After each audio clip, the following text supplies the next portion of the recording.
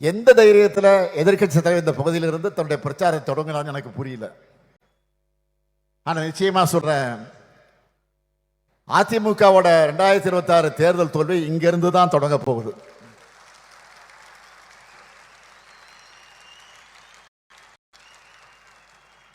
ஏற்கனவே 2024 தேர்தல், உள்ளாட்சி தேர்தல், இடைத்தேர்தல்கள் இந்த மன்றத்திலிருந்து தான் அவர் தோல்வியை பார்த்துட்டார்.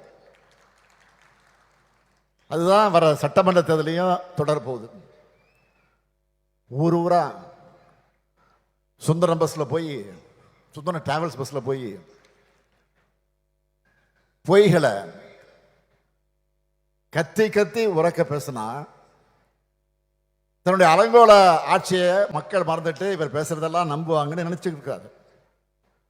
ஆனா அவர் ஆசையில மண் விழுற மாதிரி உங்களுடன் ஸ்டாலின், நலங்காக்கும் ஸ்டாலின் நம்ம அரசோட திட்டங்கள் மக்கள்கிட்ட பெரிய ஹிட் ஆயிடுச்சு.